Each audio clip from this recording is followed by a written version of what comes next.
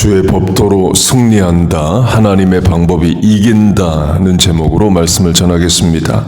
어제까지 야고보서 새벽 설교를 했고요. 오늘부터 시편 말씀을 전하겠습니다. 시편의 특징 중 하나는 등장인물 사건 사고가 많지 않다입니다. 창세기, 출애굽기, 여호수아, 사사기, 복음서, 사도행전을 보면 많은 등장인물과 또 사건 사고들이 있습니다. 반면에 시편은 시편 저자 개인의 고뇌, 고민, 기도, 내면의 갈등, 간구, 눈물들을 말합니다. 곧 하나님 앞에 단독자로 1대1로 서 있는 성도의 모습을 증거합니다. 그리고 본문 119편의 특징이 있습니다. 첫째로 176절이라는 가장 긴 성경의 장입니다. 둘째는 정형시입니다. 히브리어 알파벳 순서대로 쓰고 있어요. 영어식으로 하면 1절에서 8절은 A로 다 시작을 합니다. 9절에서 16절은 B로 시작을 해요. 그렇게 히브리어 알파벳 22개가 8번씩 반복이 돼서 176절이 됩니다. 정형시 알파벳 순서대로 기도하고 있다라는 말은 절제하고 있다를 말합니다. 생각나는 대로 감정대로 다 표현하면 알파벳 순서대로 기도를 할 수가 없는 거죠. 슬픔이든 좌절이든 눈물이든 절제하고 있다를 말합니다. 같은 차원이 예레미야 애가입니다. 예레미야 애가는 나라가 망한 후에 선지자 예레미야가 울면서 쓴 시요 기도문입니다. 역시 히브리어 알파벳 순서대로 되어 있어요. 1, 2, 4, 5장은 22절인데 히브리어 알파벳 22개 순서대로 각 절의 첫 자음이 A, B, C, D 순서입니다. 3장은 66절로 1, 2, 3절 A, A, A, 4, 5, 6절 B, B, B 이런 식으로 시작을 해요. 애가 러멘테이션 눈물로 부르는 노래인데 알파벳 순서 맞춰가면서 부른다라는 것은 감정을 절제하고 있다, 슬픔도 절제하고 있다를 말합니다. 적용하면 우리가 속상하고 어렵고 눈물 나는 상황에서 하나님 앞에 나와 기도합니다. 하고 싶은 말 해도 되죠. 그런데 절제하는 차원도 있다 이에요. 예를 들어 속상하고 스트레스 받고 한다고 하나님 앞에 기도하면서 나 죽어버릴 거예요. 그런 기도는 하면 안 됩니다. 부모 자녀로 하면 자녀가 인생 살면서 어렵다고 부모에게 하는 말이 나 죽어버릴 거야. 그러면 잘하는 게 아니죠. 성령의 9가지 열매의 끝이 절제, 셀프 컨트롤 이다의 의미가 있습니다. 본문의 내용은 교만한 자들이 시편 기자를 거짓으로 엎드러 뜨립니다. 그때 시편 기자가 한 일은 주의 법도를 작은 소리로 읊조리다. 옛날 개역 번역은 묵상하다입니다. 그 말은 이 상황에서 내가 어떻게 해야 할지를 주의 법도를 통해서 찾겠다는 거예요. 기분, 감정, 세상적 방법이 아니라 믿음, 말씀에 따라 반응하겠다를 말합니다. 그리고 결과를 이렇게 소망합니다. 그들이 수치를 당하게 하소서. 하나님의 방법으로 하나님 역사하셔서 원수들을 부끄러움 가운데 두게 하소서를 소망해요. 시편 23편으로 하면 원수의 목전에서 내게 상을 베푸시리이다.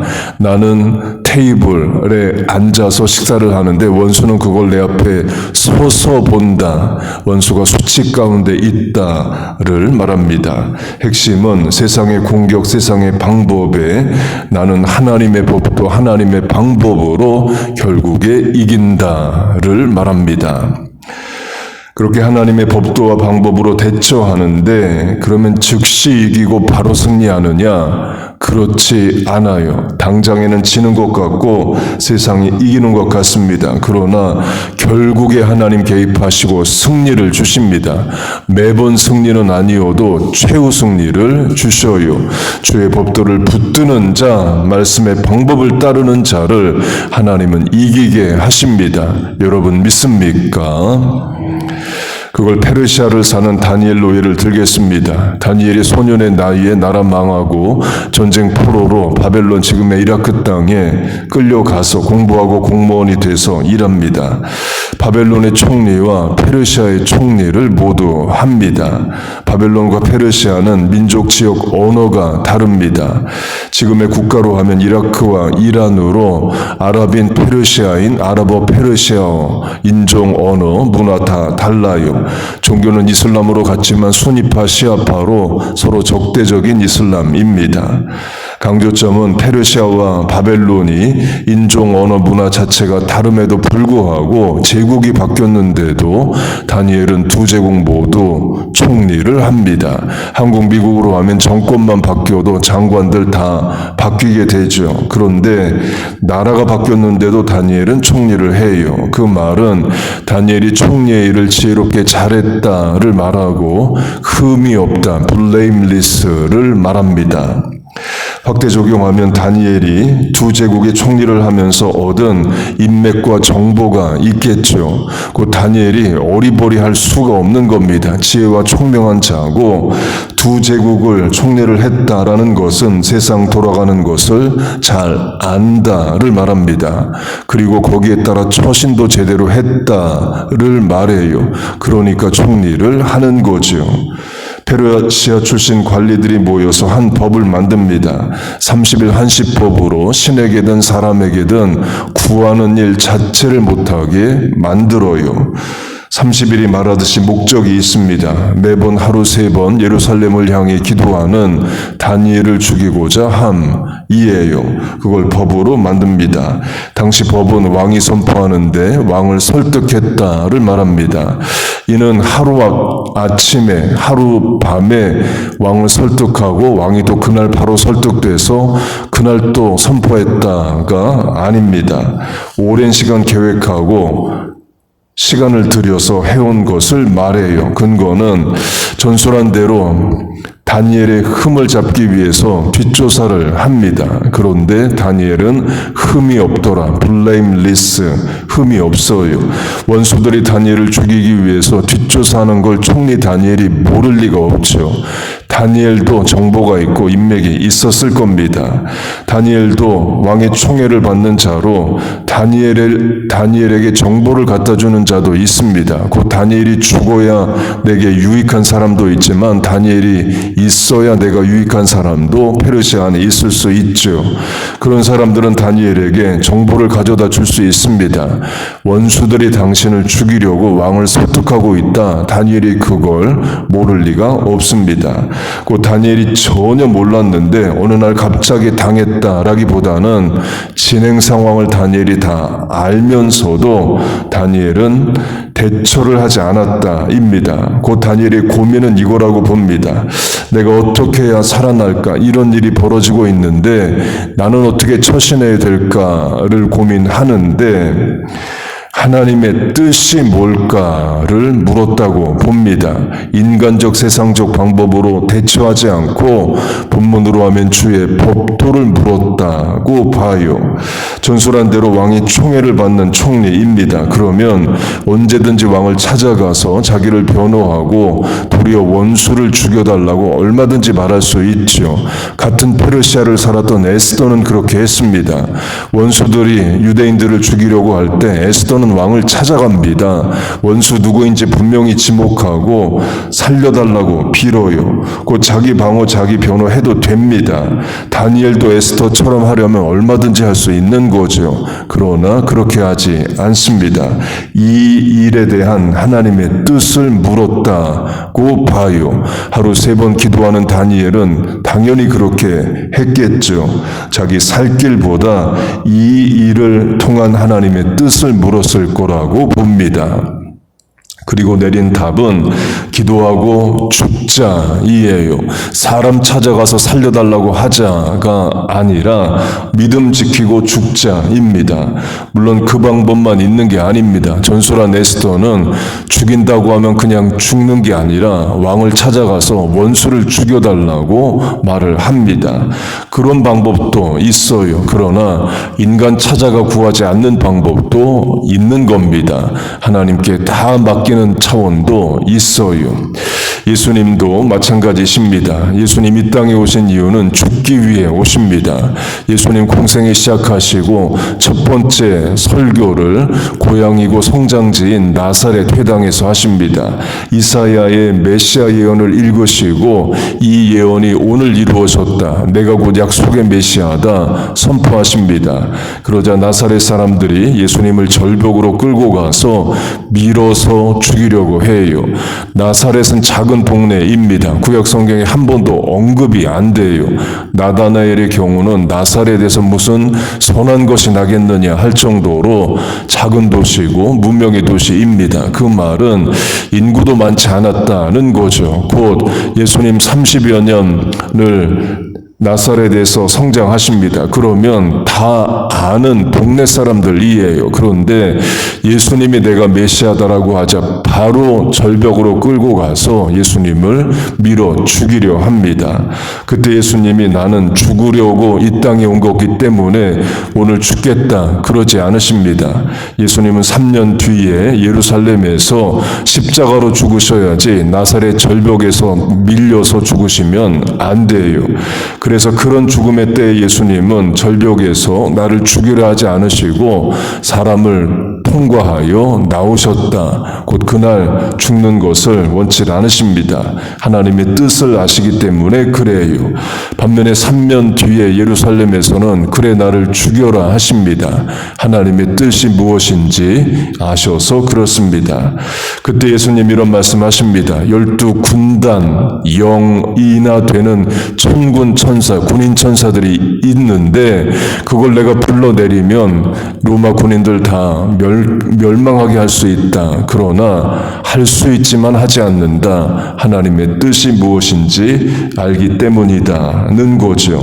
다니엘도 그랬다고 봅니다. 이 상황에서 내가 어떻게 맞서 싸울 건가, 내가 원수들을 어떻게 제압할 건가를 궁리하지 않고 하나님께 맡기고 기도하고 죽을 각오를 합니다. 그리고 결국 사자굴에 들어가요. 그리고 다니엘이 거기서 죽었다 해도 되는 겁니다. 믿음 지키고 죽는 것도 성도의 신앙이에요. 초대교회로 하면 수많은 순교의 죽음이 있었죠. 그렇게 다니엘이 원수의 계획들을 알지만 하나님이 뭘 원하실까를 묻고 다니엘은 답을 내립니다. 다 하나님께 맡겨요. 그러자 하나님 이렇게 역사하십니다. 사자굴에 안 들어가게 하는 건 아닙니다. 들어가지만 사자의 입을 막아 주셔요. 그리고 다니엘을 죽이려 했던 원수들을 같은 사자굴에 넣어 죽게 하십니다. 본문으로 하면 원수를 수직 가운데 두게 하십니다. 주의 법도 곧 하나님의 방법이 이깁니다. 여러분 믿습니까? 그걸 미국 역사로 하면요, 남북 전쟁으로 흑인 노예가 해방이 됩니다. 제도적으로는 더 이상 노예가 아니에요. 그런데 또 다른 제도, 질서, 사회 구조가 있습니다. 인종 차별입니다. 버스를 타면 백인들 앞에 타고 흑인들 뒤에 타고 자리 모자라면 흑인들 일어나야 됩니다. 학교, 식당, 화장실, 호텔, 백인 전용, 흑인 전용 따로 있었습니다. 경찰, 소방관, 공무원, 검사, 판사 다 백인만 했습니다. 심지어 흑인이 미군으로 직업 군인을 해요. 곧 직업 확실하고 신분 확실하고 고정월급 나옵니다. 그래도 흑인이라는 이유만으로 아파트 렌트를 얻지 못했던 때가 있었습니다. 그래서 민권운동, Civil Rights Movement가 일어납니다. 그때 같은 흑인으로 말콤 X라는 지도자도 있었고 목사님 아들로 목사인 마틴 루터 킹 목사님도 있었습니다. 목표는 둘 다 흑인 인권 운동입니다. 그런데 방법이 달라요. 말콤 X는 무슬림으로 폭력을 수단으로 썼습니다. 목사님인 킹 목사님은 non-violence 비폭력 운동으로 했습니다. 백인 경찰이 때리면 맞아야 된다를 강조했어요. 그래서 마치 행진할 때에 주머니 속에 있는 주머니 칼들 다 버리라는 말을 하고 행진을 했습니다. 말콤 X가 볼 때는 킹 목사님 방법이 어리석어 보입니다. 백인 경찰들이 폭력을 쓰는데 맞서 싸우지 않는 것이 어리석어 보이죠. 그러나 킹 목사님 목사님 방법으로 해야 백인들이 설득이 되는 겁니다. 백인 목사, 또 백인 천주교 신부, 백인 기자, 백인들이 동참을 하는 거죠. 그래서 킹 목사님 행진에는 백인들이 동참합니다. 말콤 X 행진에는 백인들이 없어요. 결국 린든 B 존슨 대통령은 킹 목사님에 의해 설득이 되고 존슨 대통령 인종차별법을 철폐합니다. 예수님 방법으로 해야 예수 믿는 백인들이 동참한다는 걸 아는 겁니다. 곧 본문의 주의 법도 하나님의 방법, 말씀대로 하면 사자굴에 안 들어간다가 아닙니다. 들어가지만 거기서 하나님 역사하신다를 말해요. 하나님의 방법을 따르면 세상 사는데 어려움이 없다가 아닙니다. 어려움 많이 겪지만 결국에 하나님 성도를 도우신다입니다. 여러분 믿습니까? 곧 하나님을 믿는 거예요. 그리고 하나님이 일하게 하시고 그걸 나는 목도하는 겁니다. 하나님의 방법으로 이기고 승리하는 우리와 자녀 교회 되시기를 주의 이름으로 축복하고 축원합니다. 아멘. 기도하겠습니다. 하나님 아버지, 늘 우리에게 말씀을 주심을 감사합니다. 말씀이 법도 질서, 방법, 능력이 되게 하여 주옵소서. 세상을 이기는 힘이 되게 하시옵소서. 하나님의 방법으로 이기는 간증 체험들 쌓이게 하여 주옵소서. 오늘도 세상 나가 또 험한 일 겪을 수 있습니다. 하나님의 방법으로 이기게 하시고 도울 사람들 붙여주시고 지혜와 명철을 주시옵소서. 우리와 자녀들 붙잡아 주옵소서. 또한 하루의 첫 시간 하나님 앞에 드립니다. 이 실천의 간구에 불쌍히 여기시고 은혜를 내려 주옵소서. 예수님의 이름으로 기도하옵나이다. 아멘.